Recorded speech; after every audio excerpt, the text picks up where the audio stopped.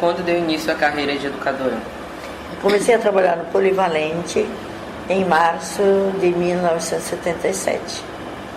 Tornou-se professora por opção ou outros motivos a levaram à realização desse trabalho?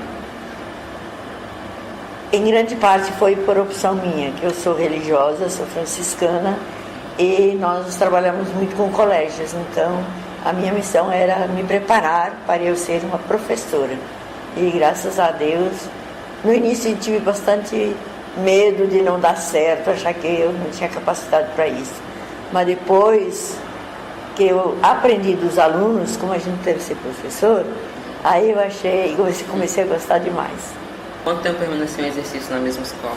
Eu comecei em 77 e saí em 89, quando fui aposentada.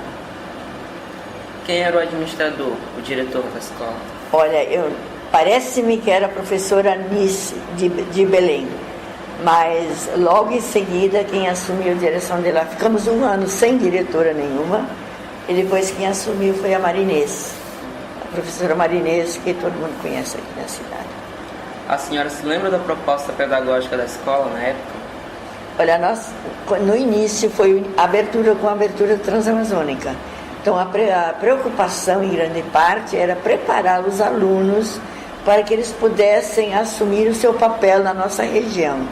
Basta dizer que tinha vamos supor assim, tinha matérias específicas, por exemplo, de agricultura. Nós tínhamos um tratorzinho, tínhamos carrinhos de mão, pá, enxada, regadores, para ensinar os alunos a manejar todos esses instrumentos. Tinha também uma funelaria, para onde os alunos, era uma matéria opcional dos alunos, para aprender a fazer produtos que pudessem ser de utilidade para a sua família.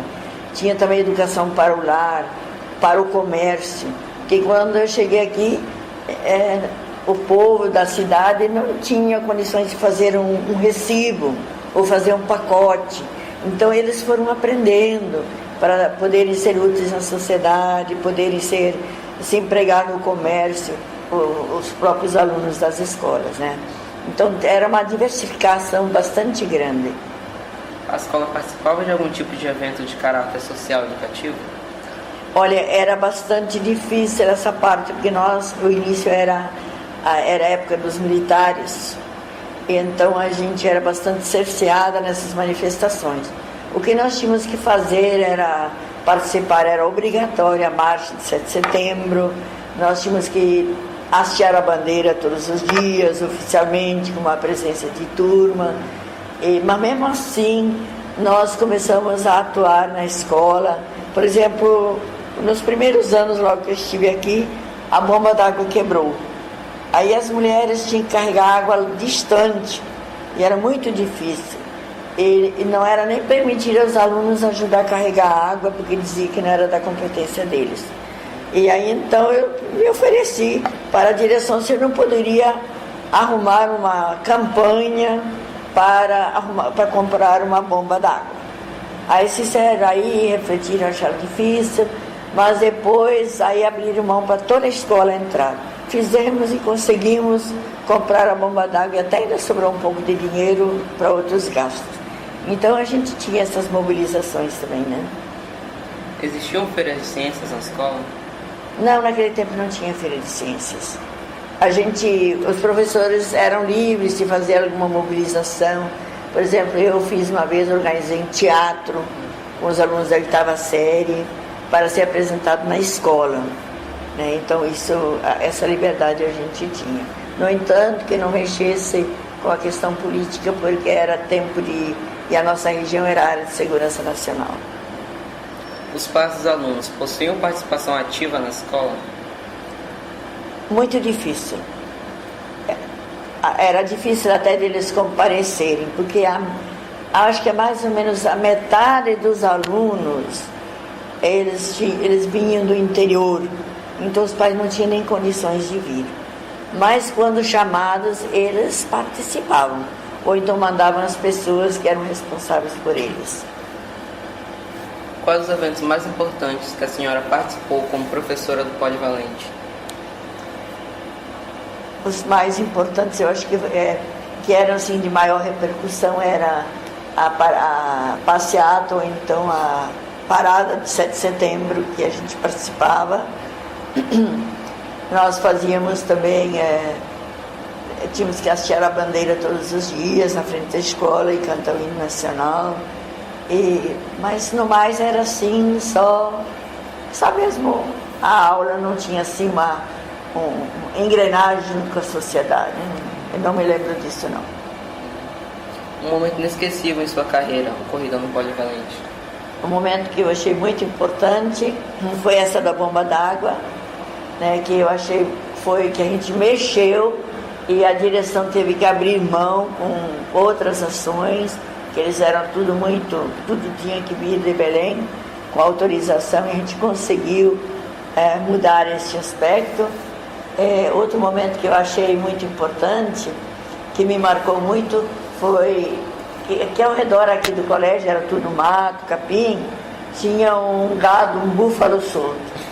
E um dia os meninos mexendo com os búfalos, ele se enfezou e ele furou o muro e correu atrás dos meninos.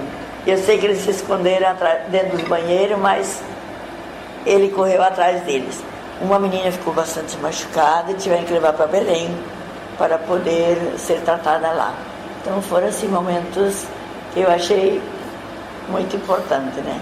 E aquele teatro que eu fiz com eles, porque inclusive quem representou o papel de São Francisco foi o Cláudio Miro. Ele estava na oitava série naquele tempo. Já foi prefeito na cidade. O governo estadual ou municipal contribuía efetivamente na manutenção da estrutura física, administrativa e pedagógica da escola? Municipal nada, porque era uma escola estadual, todas as escolas eram estaduais. Inclusive, Polivalente foi fundado como uma escola federal. E depois ela foi reduzida, por isso que ela tinha toda uma infraestrutura. Mas depois ela foi reduzida a uma simples escola do Estado. Ela mantinha bastante, no início, muito material pedagógico, muito material didático. Os alunos ganhavam caderno, dicionário, canetas, lápis de cor, recebia também atlas para o estudo deles, isso durante vários anos. Quando percebi que o estoque ia acabar, até sugeri para a direção segurar os atlas e também os dicionários para que os professores pudessem trabalhar na sala de aula na hora que fosse executar ou fosse necessário, para que isso pudesse ser utilizado muitos anos ainda, e não só para alguns alunos que levariam para casa e talvez nem iriam utilizar tanto. Quais as dificuldades que a senhora encontrava na realização de suas aulas? Olha, era muito difícil porque todos os alunos ficavam distantes da sala de aula, da escola daqui. Por exemplo, aqui em redor do Polivalente não morava praticamente ninguém. Começou o Premê em algumas casas. O resto vinha de 5, 6 quilômetros de distância, onde os alunos vinham a pé. Durante alguns anos teve até um ônibus que carregava os alunos até o topo da Brasília, mas não por causa do barro, na época da chuva, não era possível. Mas depois também retiraram este ônibus e aí ficou só no SP2, como diz o povo, né? Só no pé mesmo. E aí os meninos chegavam, às vezes molhados, sujos de lama, que não havia um asfalto, a não ser um trechinho de uns metros só no meio da cidade. E essa estrada aqui, que hoje nós chamamos de... essa estrada aqui, né, que era oh meu Deus do céu. Tá, depois tu vai lembrar o nome. E era no meio do capinzão, cheio de poças d'água. Às vezes quando passava um carro, e os meninos e eles não tinham todo o cuidado para entrar naquela vala, sujava os alunos, e eles tinham que voltar para casa para trocar de roupa e voltar para cá de novo. E depois os meninos também não tinham um abrigo contra a chuva, uns tiravam a camisa e enrolavam os cadernos, outros abrigavam debaixo da camisa, e assim era uma situação muito difícil, né? E às vezes muitos alunos que moravam em casa de família, que vinham do interior, eles não tinham, muitas vezes não ganhavam café da manhã. Tive alunos que dormiam, e depois descobrimos que eles não tinham comido nada. Então a gente começou a arrumar com os colegas uma merenda para ele poder se alimentar e poder participar das aulas. Agora, uma época que foi difícil, que eu estou me lembrando agora, que chegaram a fazer 3 turnos. Um das 7 até as 11, outro das 11 até as 13, outro das 2h30, aliás, e as 2h30 até o fim da tarde. Então a turma do meio vinha com fome e quase saía desmaiando de fome, porque eles não tinham almoço para comer e quando voltavam para casa já não tinha mais nada para comer. Então era a turma da fome, nós chamávamos. Foi uma época muito difícil. Depois, graças a Deus, foi eliminado esse turno e colocaram o noturno para os maiores depois. Atualmente tem acontecido vários casos de desrespeito de alunos contra professores, chegando mesmo a ocorrer agressões físicas. Como era a relação aluno-professor no tempo que a senhora ministrava a aula no Polivalente? Olha, não chegava a agressão física entre professor e aluno, embora tivesse ameaças. Mas eu assisti muitas agressões de aluno com aluno, até jogando cadeira um contra o outro, quebrando os dentes, né? Outros então estragando uma festinha, botando a mão dentro dos bolos, estragando tudo, humilhando as pessoas. E até um dia um estava esperando na frente do colégio para ir para casa para pegar uma arma para dar a resposta para o colega dele que tinha ofendido. Então, essa parte de violência sempre existiu. Então, em relação ao professor, eu não me... Esses desrespeitos que acontecem toda a vida, tudo bom, mas não eram coisas assim agressivas, pesadas, né? Percebemos por relatos de alguns ex-alunos que o Polivalente já foi um colégio conceituado há tempos atrás. Em sua opinião, a que se deve essa boa conceituação? Em grande parte, eu acho que o número elevado de alunos, porque no início, quando a gente dava aulas, enquanto eu estive no Polivalente, nós tínhamos acesso ao aluno, podíamos conversar com ele, ele podia conversar conosco, o professor não estava extremamente ocupado. Hoje, com a grande quantidade de alunos, perderam-se as salas de educação especial, não para pessoas especiais, mas para que cada aluno pudesse escolher um ramo futuro de sua profissão. Então tudo isso foi eliminado. Nós tínhamos uma sala especial de microscópios, tinha 15 microscópios, tinha salas de filmagem, nós tínhamos muitos projetores de slides, nós tínhamos material didático muito farto aqui. Até uma tela de projeção de cinema nós tínhamos. Uma máquina de passar filme, que nem nos cines tem. Então, nós tínhamos acesso a muita coisa. E como a clientela aumentou demais, embora surgissem os ginásios chamados naquele tempo nos outros municípios, a quantidade de pessoas que se aglomeraram aqui na cidade não deu vencimento. E, inclusive, os outros ginásios que se fundaram na Brasília, aqui na Cidade Deodoro, Godem Lins, etc., etc., o próprio SESI, né? Então, o número de alunos, isso prejudicou o ensino, né? O professor começou a ter que correr de sala em sala para dar vencimento de manhã, de tarde, de noite, e isso prejudica. O professor tem que ter tempo para educar fora da sala de aula. E ele é só remunerado para aquela horinha que ele está na sala de aula. Isso não presta, isso prejudicou demais. Hoje o Poli encontra-se em uma estrutura precária, sem água, problemas de manutenção. Por que isso ocorre? O que poderia ser feito para solucionar os problemas que a escola tem enfrentado? Tudo que é do governo, os políticos, dão a culpa para os antes e deixam para os depois. E sucedem-se governos e todos pensam desta maneira. Não fui eu que construí, pois é um problema, mas não tem saída, é muito caro, papapá.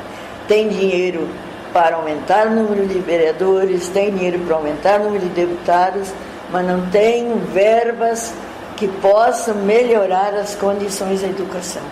Acabou de sair no ranking, em nível de Brasil, nós somos um dos estados piores, que temos a pior qualidade de ensino do Brasil.